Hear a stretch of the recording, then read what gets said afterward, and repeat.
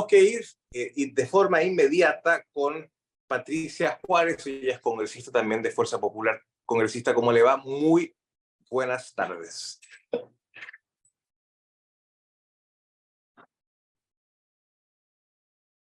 Hola, ¿cómo están? Muy buenas tardes. Muchas Buenas gracias tardes, por gusto la saludarla. invitación. Encantada de estar con ustedes. Si pudiese acomodar un poquito la cámara, está un poquito usted cortada. Sí, exactamente, por ahí Sí, está he un poquito tenido mejor. algunos Gracias. problemas de conexión. Sí, No se preocupe, adelante, congresista. sí. Bueno, he estado escuchando atentamente esta última parte porque antes no he podido conectarme. Y sí, bueno, claro, yo entiendo perfectamente aquello que nos preocupa, creo que en general a toda América Latina, porque ahora en este mundo globalizado realmente la información de todos los países la contamos o la tenemos de manera inmediata. Y entonces sí, es cierto, el tema de saber de dónde proviene el financiamiento hacia los partidos y hacia los candidatos es un tema relevante. De acuerdo a lo mencionado por mi colega, la congresista Rosángela Barbarán, que es de mi partido, de Fuerza Popular, efectivamente, la explicación que ella ha dado es correcta. Los aportes de campaña por los cuales se le ha investigado y se le viene investigando a Fuerza Popular y a Keiko Fujimori son aportes que datan del año 2011. 2011, en primer lugar, cuando no se conocía, no se sabía que esta empresa, Odebrecht, tenía algún problema de esa naturaleza, que ahora todos conocemos, todos sabemos y repudiamos, por supuesto, y porque también de acuerdo al ordenamiento legal y a los reglamentos que tenemos de supervisión de fondos partidarios o todo lo que se tiene acá como el marco normativo y legal en Perú, no se tenía, digamos, en ese momento ningún tipo de cuestionamiento respecto a los aportes de campaña de empresas como, por ejemplo, Odebrecht y luego de otras empresas que también donaron a la campaña de la señora Keiko Fujimori y que luego a lo largo del proceso que lleva años, por cierto, porque la verdad no encontramos tampoco en la Fiscalía un trabajo muy rápido, porque tenemos y sufrimos acá en el Perú también, y creo que en muchos países de América Latina, de una politización de la justicia o una judicialización de la política realmente. Entonces, en este momento, este proceso, esta investigación en inicio y ahora un proceso, lleva largo tiempo y se ha demostrado casi en todos los casos, diría yo, que el dinero que se ha aportado a las campañas por las cuales se le investiga es dinero lícito, porque quienes han aportado, los gerentes o los empresarios que han aportado, han señalado y se ha hecho la trazabilidad del dinero. Entonces, realmente decir de que se trata esto de una manera superficial o liviana no es cierto. Luego, después del año 2017, se han dado todas las normas y de acuerdo al principio de legalidad son aplicables a partir de ese momento respecto a las prohibiciones expresas que se han establecido a efectos de impedir, por supuesto, que haya narcotráfico, que haya lavado de activos, que haya tala ilegal o minería ilegal en las campañas políticas. Bueno, eso yo quería aclarar porque había escuchado ahí algunos comentarios respecto al financiamiento de la campaña y la investigación. Yo quería, digamos, comenzar este tema realmente señalando que nosotros estamos atravesando y venimos atravesando durante estos últimos tiempos una crisis política grave en el Perú. Hemos tenido efectivamente muchos cambios presidenciales, hemos tenido también un cierre inconstitucional del Congreso de la República, y cuando nosotros hemos asumido este último periodo, le hablo desde el Congreso, desde el papel que hemos realizado nosotros en el Congreso. Nuestra primera tarea fue tratar de conservar, fortalecer la institucionalidad y el principio de separación de poderes. Y lo primero que nosotros hicimos al llegar fue identificar claramente que uno de los primeros problemas que se enfrenta siempre es el ánimo, las ansias, como ha ocurrido en los últimos años en el Perú, de intentar cerrar el Congreso cuando el Congreso ejerce un control político que no le gusta al Ejecutivo. Y eso fue lo que pasó con el gobierno del señor Pedro Castillo, que de manera inmediata inició y emprendió todas sus baterías contra el Congreso de la República, y es así como nosotros, a través de una figura que nosotros conocemos como cuestión de confianza, el expresidente Vizcarra cerró en una ocasión el Congreso de manera inconstitucional, y esta es la figura que identificamos que debíamos nosotros de preservar. Y es así como se dio bajo la presidencia de mi persona de la Comisión de Constitución,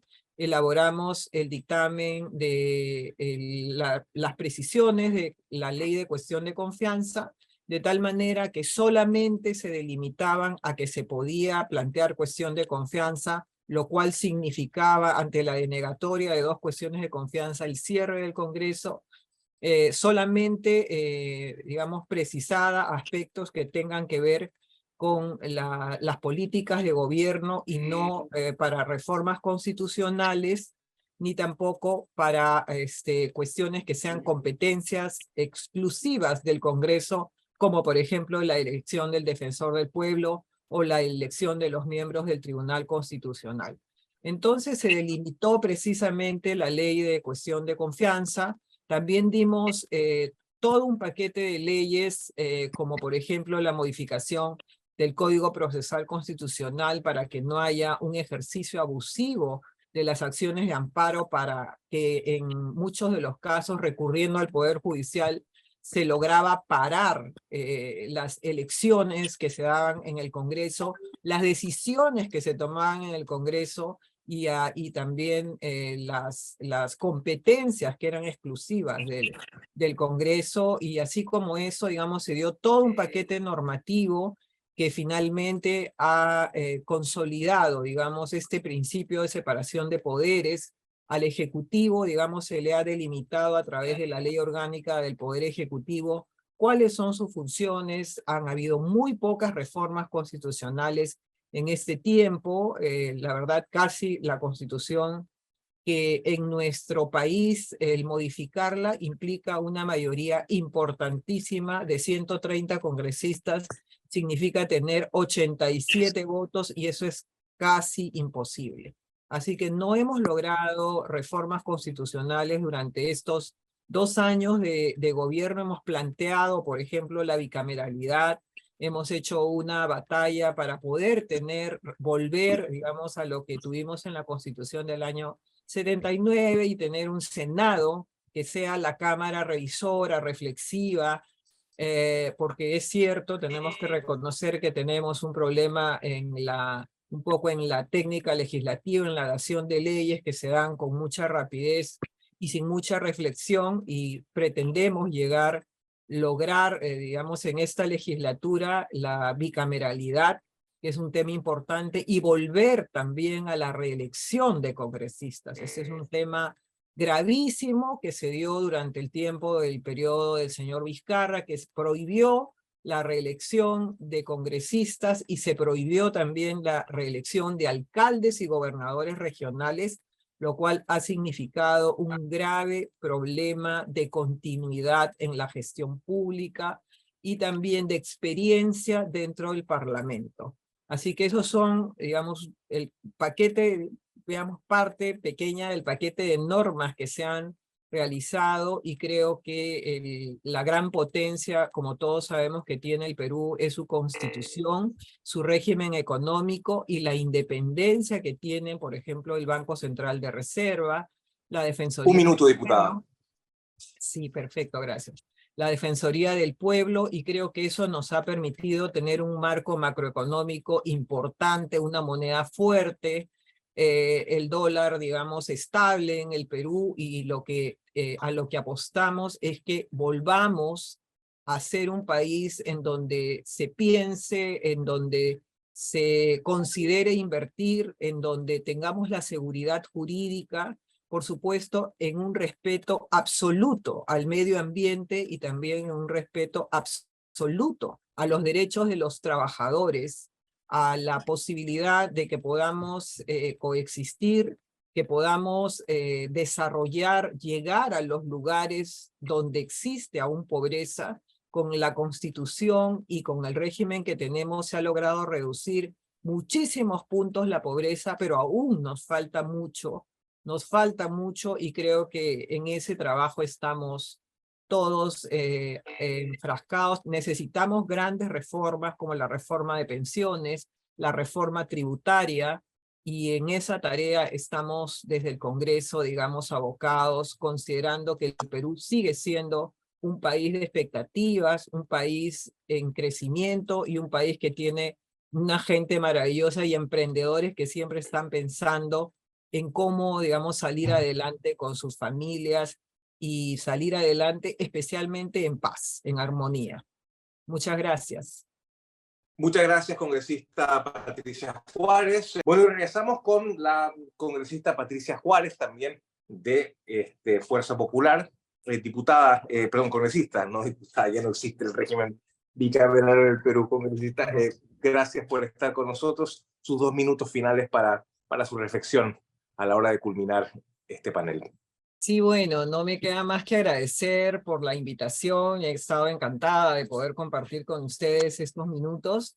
Y bueno, nada, señalarles que efectivamente hemos nosotros atravesado momentos duros, y creo que nuestras instituciones han sabido responder a los graves problemas que hemos tenido durante estos últimos meses. No solamente hemos tenido un golpe de Estado de parte del señor Pedro Castillo, sino también hemos tenido graves problemas derivados de la naturaleza, como inundaciones gravísimas en la zona del norte del país, y hemos tenido también una movilización enorme, extraordinaria, de mucha gente, digamos, que en muchos de los casos, por supuesto, tienen reivindicaciones justas y que nosotros tratamos de atender desde el Congreso, y estimo que desde el gobierno también. Pero también han habido mucha gente infiltrada, y en muchos de los casos aquellos que fueron para nosotros una condena, fueron para nosotros siempre una materia de mucha preocupación. Los condenados por terrorismo nuevamente han salido, como en Ayacucho, por ejemplo, que han sido nuevamente capturados personas que se han sumado a estas protestas, si es que no las han liderado en muchos de los casos, en muchos lugares. Y entonces esto nuevamente ha vuelto como un mal recuerdo para nosotros en Perú, ¿no? Espero que el gobierno de la señora Boluarte, que es finalmente una sucesión constitucional que es la vicepresidenta del señor Pedro Castillo, haga un gobierno como el que se quiere, un gobierno justo, un gobierno en donde se privilegie el crecimiento, y sí expresar, por ejemplo, mi preocupación de que el día de ayer en el Congreso, por ejemplo, nosotros, la izquierda ha presentado un proyecto de ley que es casi una ley mordaza para los medios de comunicación. Entonces vemos una constante lucha en este momento de la izquierda por silenciar a los medios, cosa que nosotros, por supuesto, el fujimorismo ha votado absolutamente en contra. Y esos son de repente los gestos que hablaba el diputado que me antecedió, que deberíamos de hacer, que de repente pasar del tema de la simple legalidad o la exposición, digamos, legal de algún tema, a este tipo de actitudes que nosotros, de manera responsable y de manera muy firme, tenemos en nuestro país. Nosotros como Partido Fuerza Popular, como, digamos, representantes de la centro derecha, ¿no? Entonces, este tipo de cosas nos preocupan. En el Perú no se puede, digamos, tener esta mordaza hacia la prensa, y obviamente esta idea proviene de los grupos de izquierda que se han aliado para votar a favor de esta norma, ¿no?